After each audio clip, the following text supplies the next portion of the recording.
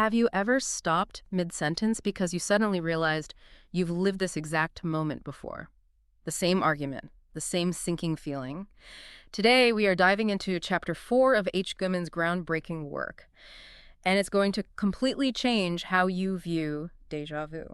What if it's not a glitch in the matrix, but a warning light?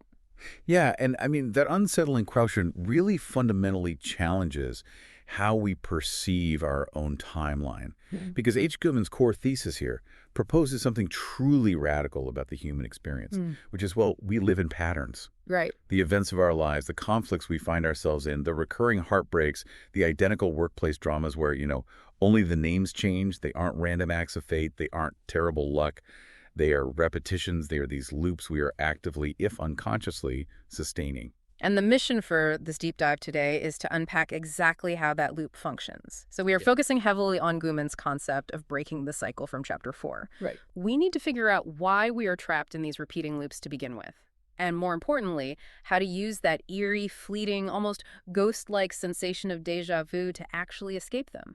Because I promise you, by the time we finish exploring these ideas today, you will never look at your own repeating bad habits or those toxic relationships you just can't seem to shake, or those endless burnout cycles the same way again. Escaping requires a complete paradigm shift regarding what a cycle actually is, though. Yeah. Because to understand the warning light, we have to deeply analyze the anatomy of the trap itself. Yeah, we have to know what we're looking at. Right. So Kuhlman defines a cycle as a repeated script. It's a deeply encoded set of behaviors, physiological responses, and blind choices that we play out repeatedly, often without even realizing the play has started. When you say script, it feels like I'm running bad code. The brain sees an input like a text from an ex or maybe a passive-aggressive email from a boss, and it just automatically executes this buggy sequence of commands that eventually crashes my life. I'm not an actor reading lines, I'm a machine executing a corrupted file. The bad code analogy gets right to the neurobiological root of it, honestly. A script in this context is an automatic, heavily myelinated neural pathway responding to a familiar stimulus. It's opening your mouth and saying yes to a project when your entire central nervous system is screaming no. Oh, wow. Yeah. It's the instant suppression of your own needs just to placate someone else's volatile mood. It's pasting on a smile and pretending you're perfectly fine instead of setting a necessary boundary. Because, well, setting the boundary feels like a system override. And it feels awful to do that. Exactly. So you execute the buggy code perfectly every single time. And over years, as these loops repeat, they stop feeling like choices. They solidify into an identity.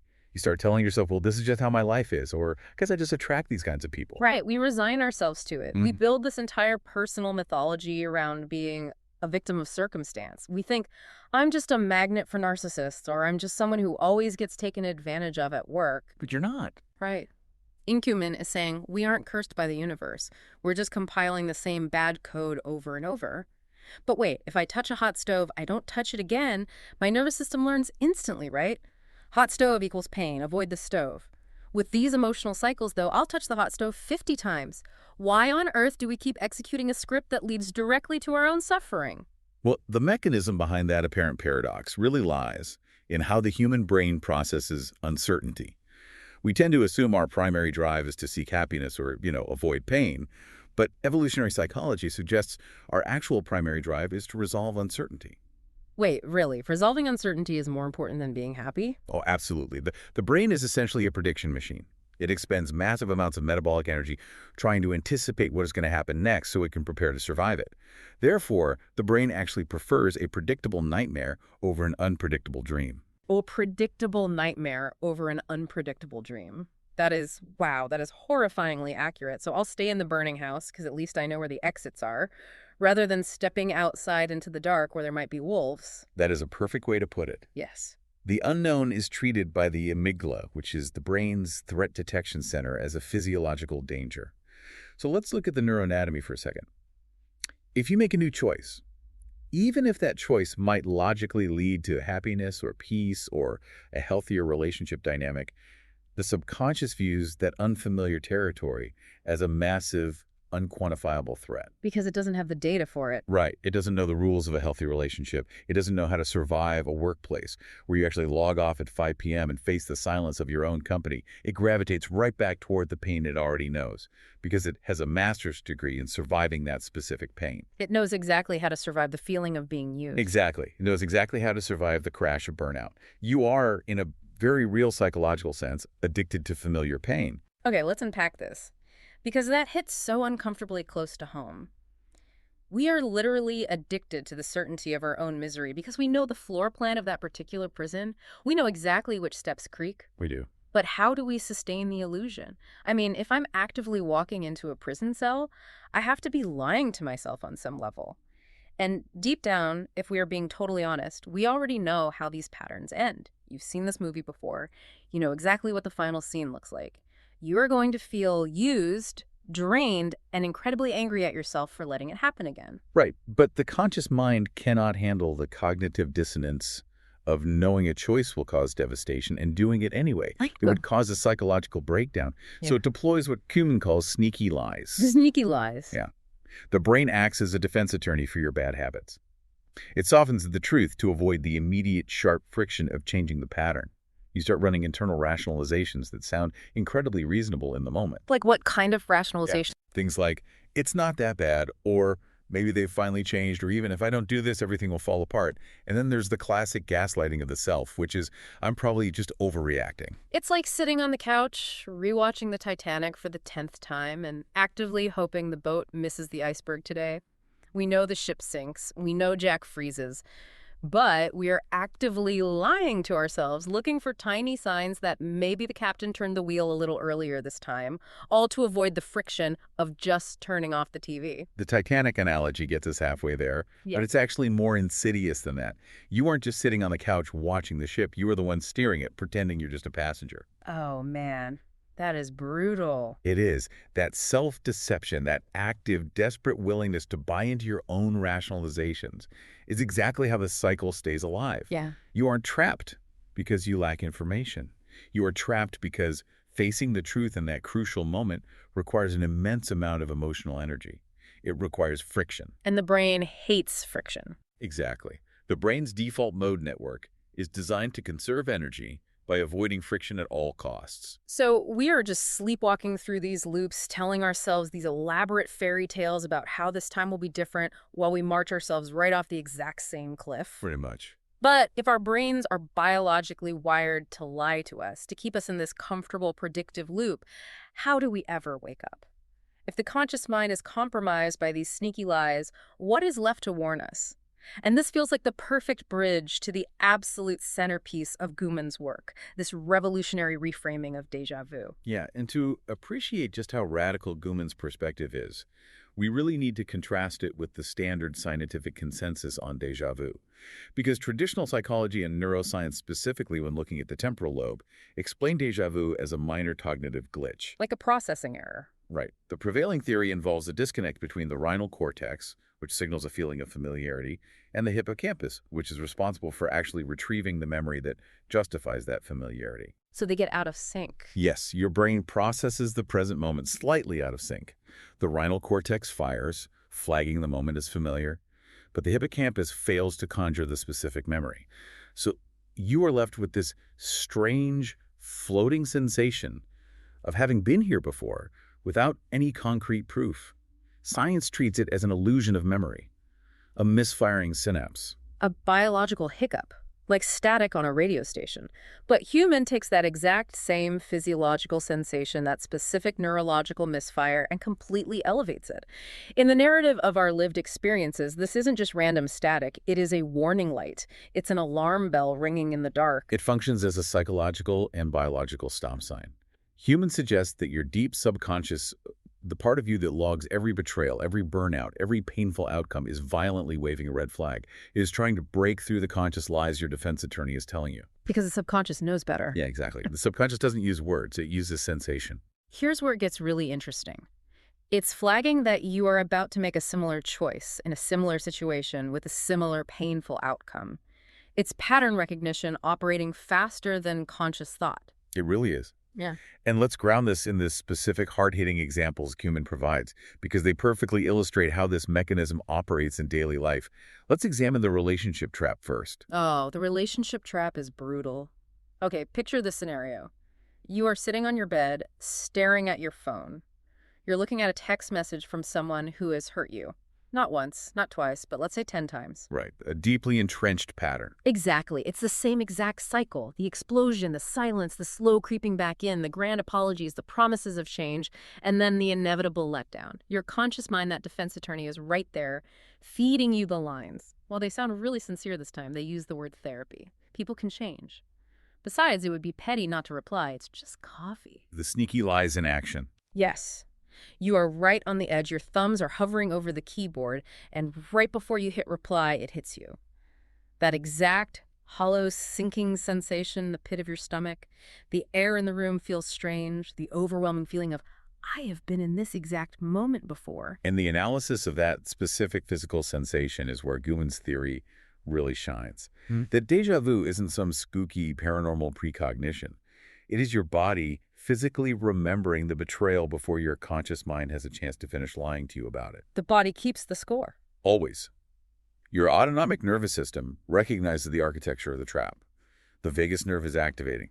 It remembers the devastating cortisol spike from the previous 10 times, and it is manifesting that memory as an immediate physical and emotional sensation, that hollow drop in the stomach.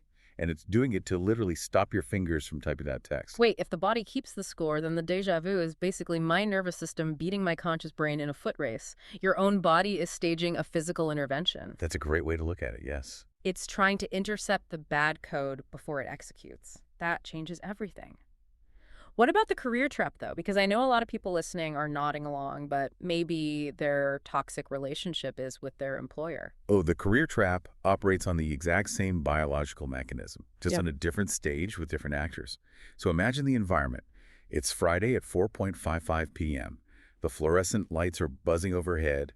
You are physically depleted. You are just about to close your laptop. Then, the ping of an urgent message. The dreaded Friday afternoon ping. Right. Your boss, or a demanding client, asks you to take on just one more quick project over the weekend. Now, your plate isn't just overflowing, it's broken. Your body is screaming for rest. Your neck is locked up, your eyes are burning. You are running on nothing but caffeine and adrenaline. But the script is there. But your conditioning, your heavily myelinated script, demands that you perform the role of the reliable savior. The script tells you to say, no problem, I'm a team player, I can handle it. Because you want the gold star. You want the illusion of security that comes from being indispensable. Precisely that illusion. And just as you take a breath to verbalize the word yes, or as you move your mouse to type sure thing, that wave of déjà vu washes over you. The air gets thin. Suddenly, viscerally, your body remembers the last time you agreed to extra work under these exact conditions. It remembers everything.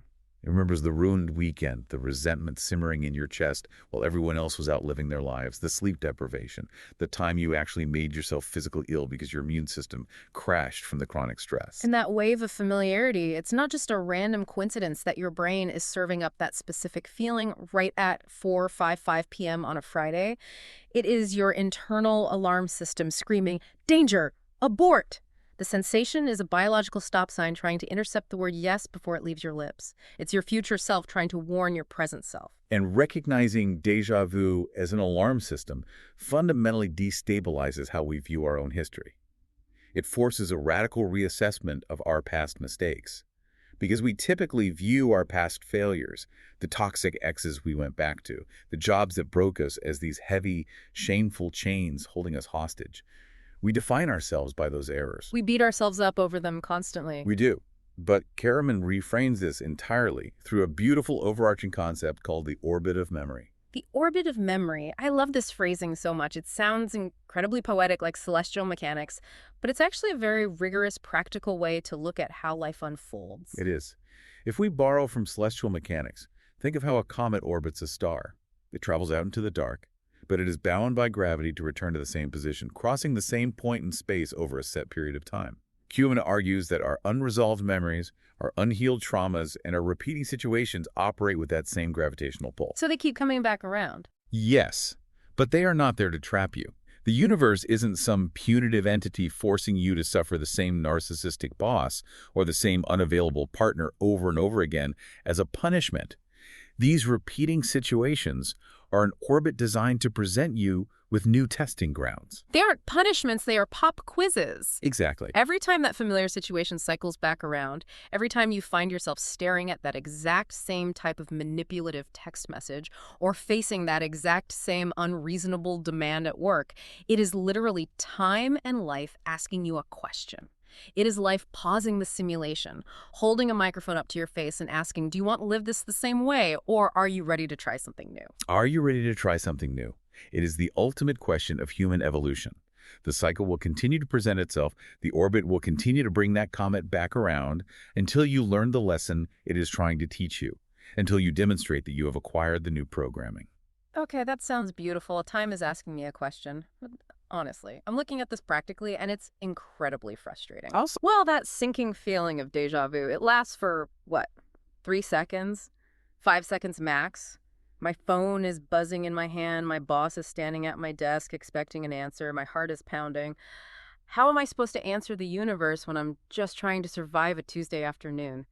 How do you catch a ghost in real time? and that frustration is the exact hurdle Chapter 4 aims to dismantle. Because catching it requires a conscious, intentional waking up during that tiny 3-second window. Normally, when we feel that eerie sensation of déjà vu, our immediate instinct is to flinch away from it. Yeah, it feels weird, so we just push past it. Right? We brush it off, we shake our heads to clear the static, and we rush forward into our habitual scripted response because the momentum of the habit is so strong, we run away from the discomfort of the eerie feeling. We just say, whoa, weird deja vu. Anyway, and then we go right back to typing the toxic text message. We actively dismiss the alarm. Exactly. And to break the cycle, Ghuman argues you must do the exact opposite of your instinct. You must lean into the static. When that feeling hits, you have to recognize it for what it is. It's an interception. You have to extend that 3-second window into 10 seconds. You force a physical pause. Just freeze. You take a breath. Yeah. You consciously acknowledge the familiar pain rising in your gut. You look around the room and you tell yourself, I'm at a crossroads. I have been here before, and I know exactly where this path leads. It requires immense, almost painful mindfulness to not let the gravitational pull of your past dictate your next biological movement. So assuming I can do that, assuming I can stretch those 3 seconds into 10, and I actually hear time's question without blindly running down the same path, how do I answer it? That's where the rubber meets the road. I have to realize my actual role in the loop. And this leads us to what I think is the most confronting, challenging, but ultimately validating part of Ghuman's work. The variable. Yes. To take back control, to become the variable, you first have to clearly and ruthlessly delineate what you cannot control. And Ghuman is incredibly validating here, acknowledging the harsh, systemic, and interpersonal realities we all navigate. Right, because the danger of self-improvement rhetoric is that it's so easy to slip into toxic self-blame. You think, if I'm in the cycle, it must be 100% my fault. But Ghuman provides a massive list of uncontrollables. You cannot control that people will ask too much of you. You really can't. There will always be a corporate structure that demands infinite output, a friend who drains your energy, a family member who doesn't respect your time. You cannot control that people will lie to you, that they will ghost you, guilt trip you, or unfairly blame you for their own shortcomings. People are going to act out their own deeply unhealed trauma all over you. You have zero jurisdiction over their behavior. And adding to that list of uncontrollables, as we discussed with the brain's prediction machine, you cannot even entirely control that your own neurology will crave dangerous comfort. You cannot control the initial biological urge, the spike of cortisol, or the craving for the old script. Right, it's just a reflex. Yes, that initial craving is an involuntary physiological response born from years of conditioning. Yeah. You cannot control the first thought. That validation is a massive relief, honestly. It lets you off the hook for the initial trigger. You aren't failing just because the trap was set or just because your brain felt the pull of the trap. But, and here is the massive, empowering pivot that shifts everything while the loop is real, while the systems are flawed, and while the other people in your life absolutely will not change, you are the variable. In any scientific experiment, the variable is the single element that can be changed or adapted to alter the outcome of the entire system. If you leave all the chemical elements the same, the reaction will be identical every single time. The other people in your life are fixed elements. They are constants. But if you change one drop of one chemical, the whole explosion looks different. Or maybe there is no explosion at all. So what does this all mean? It means what you can control is whether you believe your own defense attorney's excuses. You can control whether your thumb actually hits send on that text message. You can control whether you open your mouth and say yes, or if you force out a no, or even just a let me think about it. Exactly. Wait, if I'm the only variable that can change, then I can't blame my boss anymore. I can't blame my ex anymore. That is terrifying. It means I'm not a helpless victim, but it also means I have zero excuses left. It strips away all the comforting armor of victimhood. The shift from victimhood to absolute agency is a brutal transition because victimhood is a warm, passive state, It is believing that you are trapped by the actions of others, that because your boss is demanding, you have no choice but to work the weekend. It's cozy in a weird way. Very cozy. Agency, on the other hand, is the cold, hard realization that while they might be setting the trap, you are the one choosing to step into it. You are the only one with the power to interrupt the cycle. It's liberating, but let's be real. Recognizing that you are the variable can feel completely overwhelming. If I have been running a specific script for 20 years, the idea of breaking a lifelong cycle sounds exhausting. It sounds massive. It sounds like I have to blow up my entire life, quit my job in a blaze of glory, move to a new city, change my name, and become a completely enlightened being overnight. Which is exactly why most people never change. The brain looks at that massive mountain of effort, calculates the energy required, and completely shuts down. It defaults back to the script. Duh. But this is the genius of Ghuman's approach. Breaking the cycle does not require blowing up your entire life. It is actually incredibly, almost shockingly small. It revolves entirely around the concept of the micropivot. The micropivot. This completely changes how I view behavioral change. We aren't talking about moving mountains. We're talking about shifting pebbles. Let's look at the neuroscience of the micropivot for a second, specifically neuroplasticity and myelination. Because every time you run your old script, every time you say yes when you mean no, you are strengthening a neural pathway in your brain. A substance called myelin wraps around that specific neural connection. Like insulation on a wire. Exactly like insulation on a copper wire. Yep. It makes the electrical signal travel faster and faster. Over years, that pathway becomes a heavily myelinated superhighway. It is the path of least resistance. The more you drive it, the smoother the road gets. Your brain wants to take the superhighway because it requires zero thought. It's just easy. Which is exactly the opposite of what is required to change. By making just one micro pivot, by pausing during that déjà vu and saying, not this time, just once you were denying the signal access to the superhighway, you are forcing the electrical signal in your brain to forge a tiny, unmyelinated, brand new path through the dense wilderness. Like hacking through a jungle with a machete. Yes, and it is incredibly slow, it requires immense effort, and it feels deeply uncomfortable. The friction in that 1 second is immense, but you don't have to change your whole personality. You just have to change the response in that 1 3-second window. Let's get super concrete with this, because the hypotheticals Ghuman gives are so grounded in reality. You make this micro pivot, you choose a different response. The reality is the pain doesn't magically vanish. You still feel lonely. Choosing not to text your toxic ex doesn't cure the ache of loneliness in your apartment on a Saturday night. It definitely doesn't. But you don't go back to the person who only calls you when they are bored. You sit on your couch, you feel the brutal ache of the loneliness, you let it wash over you, but you do not answer the phone. That restraint, that is the micro pivot. And consider the guilt associated with the career trap, too. Let's say you actually take your hard-earned day off. A colleague comes to you with an emergency that is entirely a result of their own poor planning. You make the micropivot. You say no. The heavy conditioning of your past will instantly flood your nervous system with guilt. Oh, the guilt is crushing. You will feel terrible. Your brain will scream that you are a bad person, but you keep your day off. You sit with the uncomfortable vibration of guilt rather than betraying your own need for rest to alleviate it. You tolerate the internal friction. Or you're terrified. You're in a meeting or maybe a relationship discussion, and you are terrified of the conflict. Your heart is pounding against your ribs, your palms are sweating, your voice is shaking. But instead of smiling, shrinking down, and pretending everything is fine, you tell the truth. You don't have to be a fearless superhero. You just have to tell the truth while your hands are visibly shaking. And this brings us to a profound dichotomy that Ghuman highlights at the end of the chapter. It's the chasm between the internal shift and the external reality.